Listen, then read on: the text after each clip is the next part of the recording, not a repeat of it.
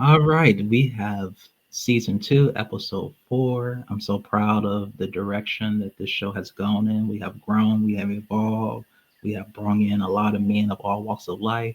But today, without further ado, we have Chris Smith here with us. He has pivoted into the media realm. He has done a lot of successful things. I'm proud of this brother.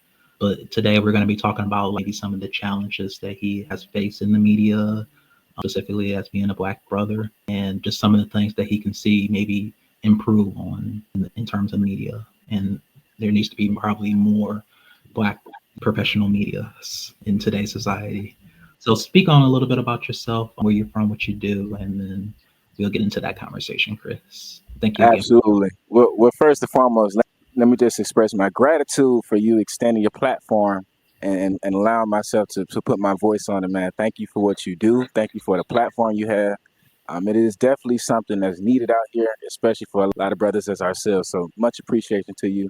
Nice to meet you. Received. Much appreciation to the audience that tunes in to this. My name is Chris Smith, aka Two Benji. I'm pretty much a young Atlanta native in the media industry, but I'm also a artist as well. So everything is involved in creative expression and media production, particularly the producer, technical, audio editing roles, things of that nature.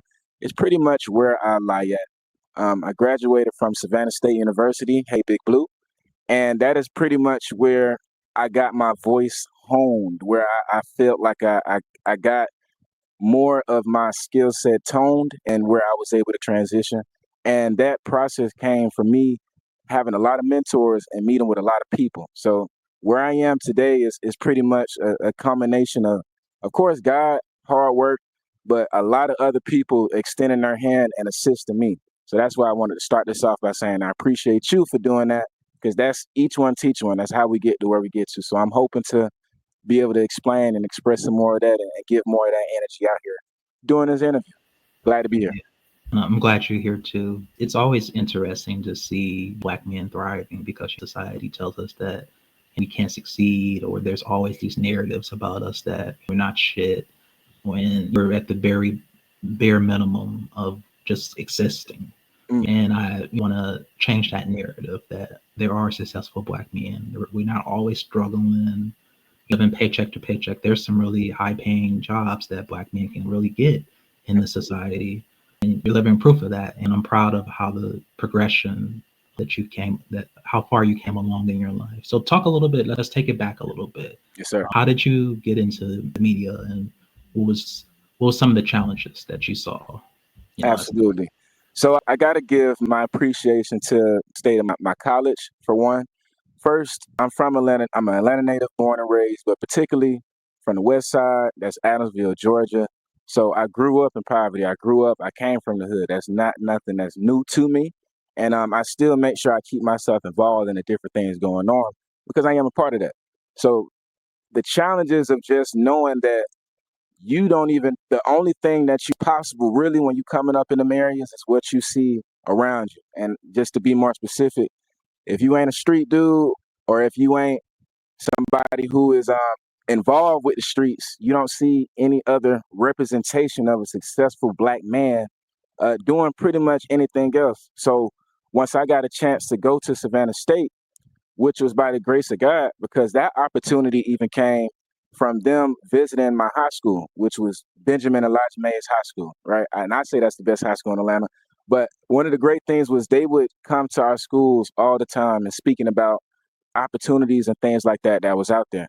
Mind you, that language was foreign. So that was one of the biggest barriers off the gate. Nobody graduated in my family. My mom was the only one to graduate college. I'm the youngest of five brothers. All my brothers were incarcerated, and they great people, but just got involved in the wrong things at the wrong time. So a lot of that representation wasn't there with me. So when I got a chance to experience that, when it was coming to these different environments, it felt like something that even though I didn't know it, I wanted to explore it more. So that was kind of my lead way to get me into schooling. And once I finally got involved at Savannah State, I felt like I met people who I never knew existed. These are people who didn't feel the need to have this tough exterior to make it seem like you're the baddest on the block and you can't do nothing, can't express nothing. because that's what I was always surrounded by. I never met people who just like, hey, how you doing, man? What you actually like to do out here? Actually, what you like to do, or how you grew up? What, you interested in my life? All that stuff was just real brand new to me, man. Just being honest. So it made me, if I could give visual representation, it made me, it's okay. And that made me just open up some more. And with that, it led me into joining an organization called Way of Real Discovery, which was a communicative arts organization at Savannah State. And pretty much it was filled with different poets, rappers, singers. Mind you, I come from Adamsville. The closest thing that you see in your area is a liquor store, a Shell's gas station, and a McDonald's. No studios, no nonprofit organizations speaking about the things going on, nothing. That's just all you see. So that was like, it reminded me of class of 3000 with Andre. I'm like, man, this is so cool. So I just started to join different open mics and stuff like that, just showcasing my poetry skills, rap skills that I had. And that led me to getting involved with WS, which was a radio organization on the campus. And I pretty much just taught different students things as far as behind the scenes with radio, how to get involved and stuff like that. So once I had joined that, that was pretty much my gateway to learning media and how to be able to get deeper involved with stuff like that. But man, it was basically like a domino effect. It took me to have to be open to meeting these people first. Then it took me to be open to expressing myself. That's the only thing that opened that door as far as with media and in the beginning. That's good that you was able to find something that you resonated with, because a lot of black men, they go through these indecisive spells in their life or episodes where they just don't know what they wanted out of their life. They don't have a lot of mentors. They don't have people of color that look like them in some of the communities, because sometimes black men or black young boys, they might grow up without a father, and they may grow up without their parents in general, Come on, and they might have been adopted, and they probably live in the suburban neighborhoods where there's not a lot of people that look like them, so come on. they don't feel comfortable enough to express their thoughts and their opinions about what they want to do out of their life. Maybe they had a very abusive relationship with their mom and their Mm, father, and it psychologically they're not all there, so they don't, and maybe their parents degraded them. It could be a lot of different scenarios of exactly. why people don't have options in life, but you had options. And so once you had options, how did you get fully into the media game? Who put you Definitely, on? definitely. So I would be, when I state what really happened, I would say it was my last semester, and this is going to be a shocker because I've never shared this to the public, but I have it in my books, and you probably can see it behind me, but I'll speak about that a little bit later.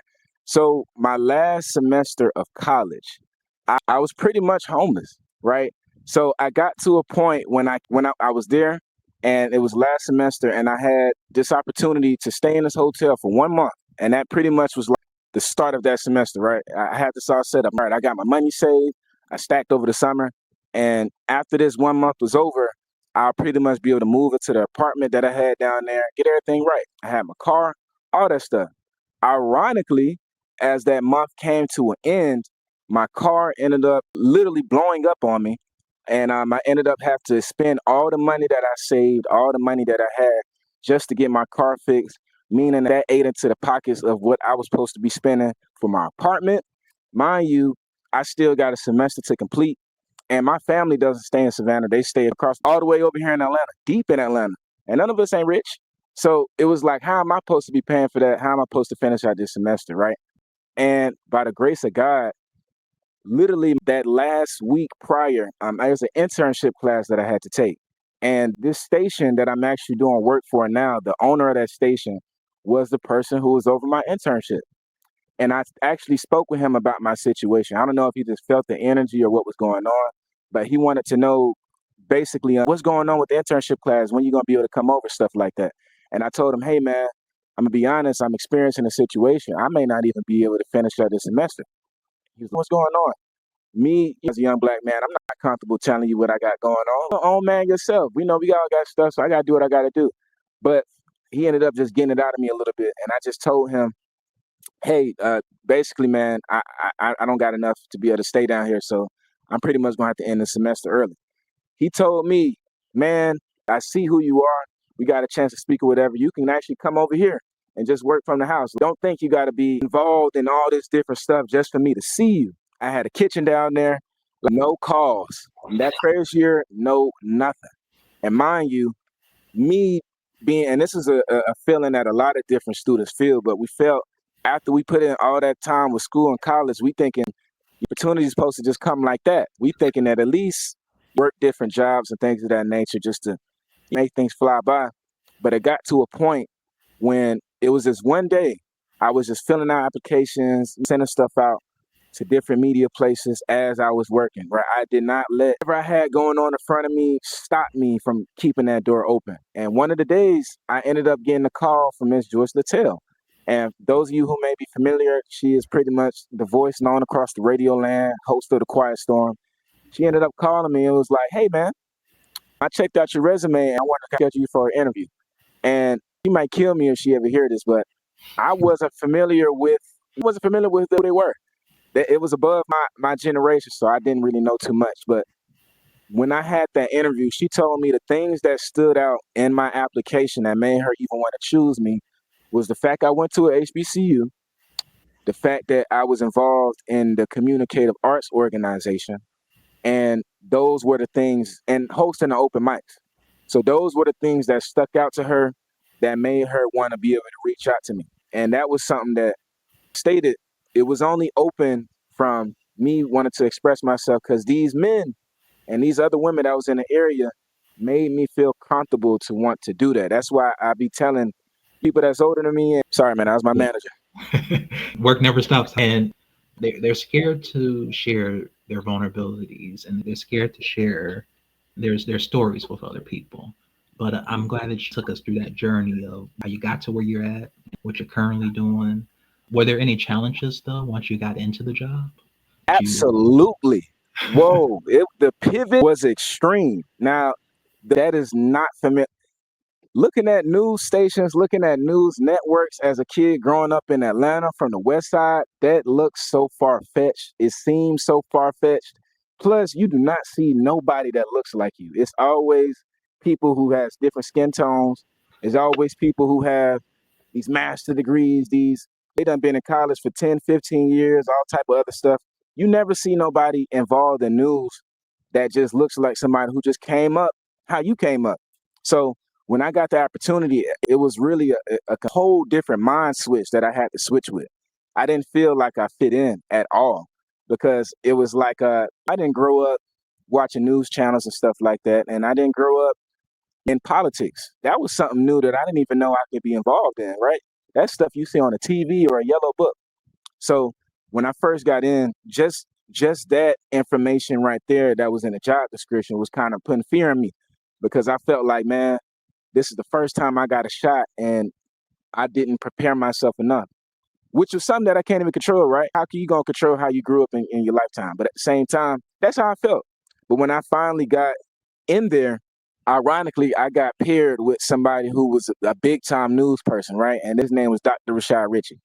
I did not know prior all of the stuff that was entailed in it, but when I first got there, it showed me, man, it's so much that you got to learn. Because when you get in that industry, you got to hit the ground running, and they will not slow, they will not stop down nothing. They don't care what you know how to do and stuff like that if you can't put that into practice right there. So all of that stuff right there was extremely daunting and placed it on me. And mind you, you're competing with, I say, people whose parents was involved in politics since a child, right? You're competing with people whose families have geared their children up before you was even born. They've been working on that type of stuff. So I'm competing with generations before. All that stuff I'm actually aware of, and I'm actually seeing it in hindsight, right? So it was and it's actually an interview that you was doing that I saw when you was speaking about, man, you really got to make sure you got people who love you around you and your supporters, because otherwise you'll get swallowed up. And I wanted to echo that sentiment because I felt like I was dealing with imposter syndrome, right? And if my mother wasn't there, if my brothers weren't there for me to have somebody to be able to speak to, bro, I don't feel like these people understand me, bro. I don't know what's going on. If I didn't have those people that I could talk to for real, man, that industry would have turned me into something that I don't feel like I was. And eventually it would have burnt me out all the way. So A lot of that imposter syndrome, a lot of that information overload is what was the biggest challenges for me at the very beginning. But when you got thing, look at your history and look at where you come from, you realize, man, this is something that we dealt with prior. We always getting in the rooms that people felt like we're not even supposed to be in. We always getting in the rooms where we feel we gotta overachieve just to meet the bare minimum requirements. So how am I going to be trying to express this to a older person, an OG, somebody supposed to be giving me game? I had to deal with that as a younger man. That's just something you got to get through. You got to get over. And you got to do. So that's how I pretty much took it, and I just keep my head down, and I keep my head up, I keep my crown up, but I stay focused as far as this is something that I know we could do because we've overcome this before. We overcame this prior. But man, that imposter syndrome and those obstacles there is a serious beast, and you got to have some real strong pillars around you to keep you going, man. And I resonate with that. I really do. When I first started my first episode one of my other talk show, I was just like, I don't know if this is for me because I have to talk so much, and I was more of an introvert. I would talk very minimal. If you go back and look at some of the 2 years ago when I first started my other talk show, I was just very quiet. And I would let my other co-hosts to really shine and share their experiences. And then once I got more comfortable with sharing and knowing that I had a voice, that's when I became more comfortable with being able to just be more vulnerable with just talking. Because when you're in the media, when you're doing podcasts, you got to talk. Like, you got to be a personable person, and some people this is not cut out for. And just because it starts off rocky, the equipment might go wrong, technical issues, all the things that we edit out that people don't really know, and behind the scenes trying to get everybody to come on here, and then and then they cancel, and then you have to find somebody else. All of the things that people don't see to make it look good, they don't know that because they don't have experience in that. But we do know that as being part of the media game. But there's always going to be somebody out here that's trying to maybe break into the media game. So talk about that. Like, what are some of the techniques, or what are some of the things that they gotta get comfortable when they're in the absolutely. I'm gonna be real with you. That industry we in right now, it is very tight knit, and it definitely is. We don't care what you know how to do. Well, they care about what you know how to do, but it really matters about who you. And for a person who got genuine hearts, you know what I'm saying, and you're not the people pleaser type. For a strategy, is more so you do it because that's actually your heart. It is difficult when you realize that is that type of industry, right? And you find out though, it needs more people like us to weed that type of weird stuff out. But I will definitely say, it's just to be completely honest and realistic, techniques is going to involve, you're going to have to shake some hands, man.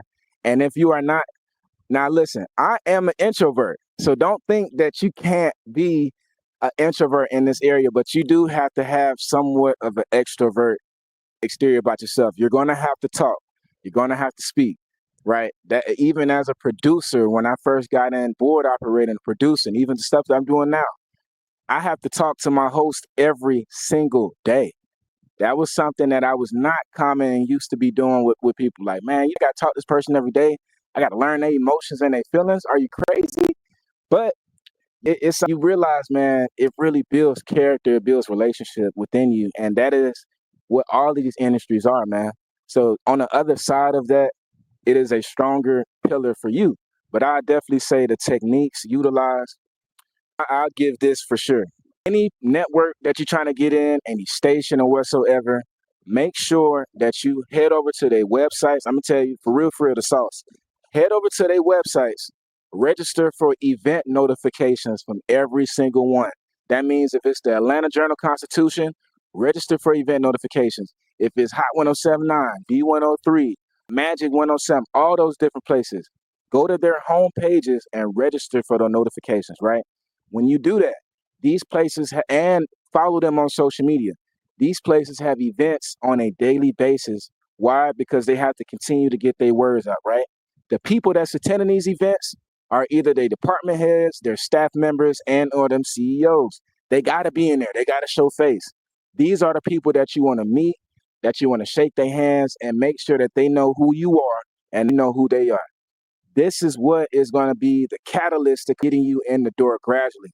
Because if you just send in your application and thinking that's something, What is differentiating you from a million of other people that's trying to get in this industry? This is not an industry of, oh, you have better technical skills than this person. It's, can I work with you? Right? Can I make you laugh? Because these are people in the industry of personality. It isn't about how much accurate you can get this, even though it plays a beautiful part. But man, you got to really be able to make these people feel good, and vice versa. They want to be, they're in the industry, in the business of feeling good. I want to come to work feeling good because I'm doing something a lot of people don't get an opportunity to get. So that is something that you guys got to get over. Make sure you head to them events. You shake hands with these people genuinely, right?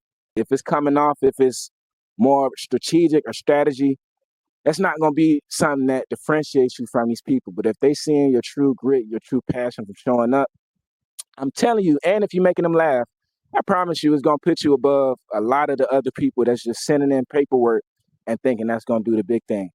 Second, follow up with these people. All these people need help. I'm going to tell you that now. And that's a story behind the scenes. A lot of them don't want you guys to know. All of these people need assistance because it's a lot of work. It is a tough business. It is so many different moving parts. They just want it to be made easier for them. And if that's something that you could do, you are more golden than you think. So don't ever think, man, these people, they got it all. You got it all handled. They probably got the biggest team in the business. The biggest people you see on TV most likely be having a team of two people, two trusted people, right? Two trusted people, right? Because it is not about, it's really just about what can work and what's easy for them. So make sure you make yourself known. And I know it's long-winded and drawn out, but I'm telling you, these are the different things that are really differentiate you. Go to these people and support these people's stuff. That will literally put you above the door and than a lot of other people, man. And just to wrap up the conversation, I know we're coming up on time here, but I do want to thank you for coming on here today. Chris, you have been very realistic with me, and I like that. I like when brothers keep it realistic and a buck with me. That's something that a lot of people fail to do. And you're being authentic. You never know when you're going to meet that other person in real life. You never know when you're going to have to do something for someone. I might just become your boss one day, or you might become my boss one day. You never know Hey, when people are going to cross paths with you. So it's important to be real and vulnerable so you let other people know where you come from, what you want, and how you're going to get there. But I did want to ask you one more question. What is what's up? like, have you developed a lot of friendships in this game, in the media, where you currently work at now? Or have you been able to hang out outside of work and talk and discuss? What's that been like? What's the relationships at work been like? Man, I swear if I could bring my friends that grew up with me to where I was, I try every opportunity, man, because it makes me feel more normal. But it is difficult. I'm gonna be honest with you because you don't know who's trying to friend you for to try and ask you for a favor at the end of the day, type stuff. Mhm. And it's not as natural because you got people like, man, this is a business. You deal with people who really know how to use their words, man. And they really know how to give you affirmations. Man, I really love what you do, Daron, and you do it so well, and things of that nature. And not even realizing sometimes that be the thing they're using to keep you in. And me, as I'm not somebody who is overly fantasized about when I hear things, you know what I'm saying? But I don't let it get too far. I just keep stuff going, man. Because at the end of the day, this is from God. This is not of me. But it is definitely difficult to know who really cares about you or not. There is some real people in there, and I would definitely say you feel those people once you get a chance to meet them, and it's more of an organic one. So the friendships and relationships of people you do meet, mind you, I'm just 2 years in professionally, so I still got way more to go. But as far as those people that you meet, when they're real, it's going to be real. They're going to feel like they're your long lost brothers, long lost sisters, and you're going to be in there. But for the other ones, it's not easy. I'm gonna be honest. It's not easy because it's difficult knowing when to. It's just difficult knowing that some people aren't genuine to be genuine. They're genuine to want to get something out of you, and you gotta Mhm. accept that. That's what it is. People grown at the end of the day. They got stuff to want to do. I can't Yeah, fault you hidden motives. the hidden motives, man. And I don't even like pondering too much on that stuff. I'm gonna be 1,000 with you because it gets me thinking too much about stuff. I say I like to keep stuff as simple as possible, man. So I Hmm. just keep it genuine. If I do it, I can't. If it was some hidden malice underneath that, I'm gonna let God deal with that. I ain't even gonna go too deep. I can tell you a realistic brother, and I can feel the energy through the screen, even as we're talking. And Likewise, brother. that's rare. And I think you're gonna go far in life because you definitely do like to talk. I know. Sorry, man. I know I'm a little long-winded, but hey, That's a good thing yeah, that you able to hold on your own without me having to always interject and ask you questions. So that's a good thing. But I do thank you, Chris, for coming on here, for being vulnerable because it's not easy opening up about where you started at. I think a lot of men they're struggling with the idea of just being vulnerable and opening up to other men in general, mm, saying that this is where I started at and it wasn't good. I don't think no one likes telling their struggles, yeah, but there's power in being vulnerable and telling your stories and being able to share and have other people resonate with that. A lot of people have to resonate with you and like you in order to fill you out. Why would I want to be friends with someone that never had a problem or just yeah. hide all their problems? Because then when we get It's into not our friendship, realistic, man. We got to be yeah, realistic, bro. when I get into a friendship, I'm gonna want to lean on my brother for help if I have to, because I don't want to have to hold everything in. Exactly. If we can't never share anything with each other, why you're in my life? So it's Keep like that, talking. and I do appreciate you being vulnerable and being able to just share your story and where you're from, where you're currently at in your life, because it's going to help a lot of people that maybe is trying to break into the media game, giving them advice about how to make those connections. I think the most number one thing that people lack is building personal connections with people because that's Mm, how you're going to get into the door. They don't know who you are, and you just send in a resume like you were saying earlier. That's just not going to cut it.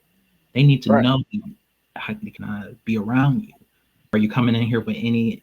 Are you coming in here with good intentions or bad intentions? Mm-hmm. Are you working for my competitors, trying to get insight? All of these things they need to know what you about before they let you into their doors, Yeah. because they took the time to build up their platform and their media game, and you come and do bad press and just come in here with malintentions, it's just gonna make everything go downhill.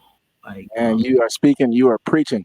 but that's all I have today. I do thank you for coming on here, for being vulnerable, being able to share your stories. I know it's not easy always sharing stories, but you did it so beautifully, and that's the point. We want to welcome men of all walks of life, men that's struggling, men that's in between jobs, that men that successful, that's doing good in the game, whatever field they're in. So, um, Likewise, man. Thank you. And once again, appreciate you for having a platform. Like I said, that stuff is serious and it needs to have avenues like this where we can be able to commune and come and trust even people. You guys can reach out to me if you have any questions. And even if I don't know stuff, because I don't know everything, I am the king of referring people to the places where they can be able to get the best information. Right? It's definitely each one teach one. And I even where I am currently going is plenty of people who's giving me information just from me even asking, knocking on the door. And I am not the type of person who try to gatekeep, hold stuff in. I dislike that a lot. You know what I'm saying? I am the person who will share. So even if you want to reach out to me, but thank you for having this platform, man. It works and it inspires more people than you. And I've shared your stuff with a lot of people. So I'm hoping to hopefully see them pop up on here, man, and commune with you, man. And you keep doing what you're oh, doing as well, thank sir. you for that, brother. Thank you for that, Oh, of brother. course. We always need more guests. So Of it's course. good to network. So I will be sending you all of my links, and you send me all of your businesses and things like Please. that, so we can attach it to this LinkedIn when this episode goes out, and we'll stay in touch. And if you ever want to come back on, that's great too. So Likewise. Major love, peace, and blessings, man. You'll enjoy the rest of your weekend, too. And happy belated birthday, man. Y'all tell him happy birthday, man. thank you for that. You was the only thing that actually did that. Hey, listen, Oh, man, thank it's real.